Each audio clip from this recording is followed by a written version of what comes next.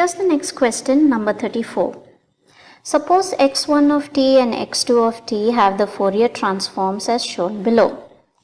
x1 of t corresponding to x1 of omega and x2 of t corresponding to x2 of omega. You should know that the axes are actually j omega. Okay? So, which one of the following statements is true? x1 of t and x2 of t are complex. x1 of t and x into x2 of t are also complex with non-zero imaginary parts. Okay, so basically here, all of the options deal with either x1 of t and x2 of t are real or complex, and the multiplication of both is real or not. Okay, let's check it out now. The first thing is notice both the waveforms given to you. The Fourier transforms of x1 of t is x1 of omega, j omega, and the second one is the Fourier transform of x2 of omega. Okay, look at the waveform over here. You will see that if you flip this over, you will arrive at this, right? Okay, so the first thing is, if you flip this over, just flip the right hand side to the left hand side to the right hand side, it's not symmetric. Now because it is not symmetric, it is a complex signal. x1 is a complex signal. I'll write it down over here. x1 of omega and x2 of omega, they are not conjugate symmetric. Now the reason they are not conjugate symmetric is, that's just it. If you just flip the function around, flip the waveform around, you will see that it is not symmetric. If you get the exact same waveform, if you flip it over, then it is known as conjugate symmetric. In mathematical terms, f of minus x should be equal to f of x. When this is obtained, it is conjugate symmetric. Because it is not, f of minus x is not equal to f of x, that is x of here, okay, these two, when they are flipped over, they are not conjugate symmetric. So therefore the signal will not be real. Now because the signal is not real, that tells us, okay, here, I think I'll write it down over here. Or better yet, let me get another sheet of paper. If you'll just give me a quick second. Yes, okay.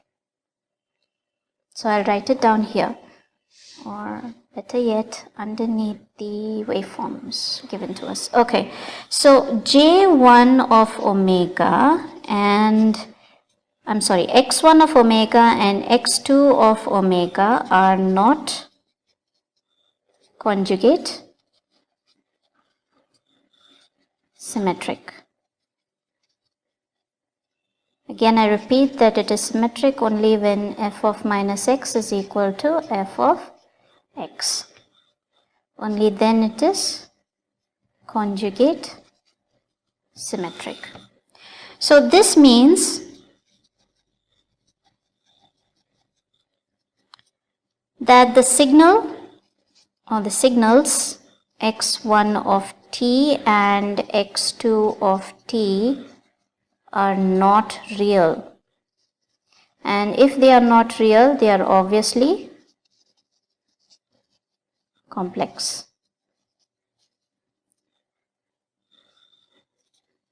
x1 of t and x2 of t are complex. So that's the first part. Then the next part is they want to find out about the multiplication.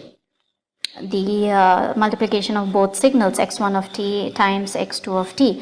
Now for Fourier transform, because the question tells us specifically that it is based on Fourier transform. Now the Fourier transform of x1 of t into x2 of t would be 1 by 2 pi times the two forms given here, x1 of j omega, x2 of j omega. This is multiplication, please note. So that's 1 by 2 pi into this. And by looking, we can tell that these two, that the multiplication of both will be conjugate symmetry.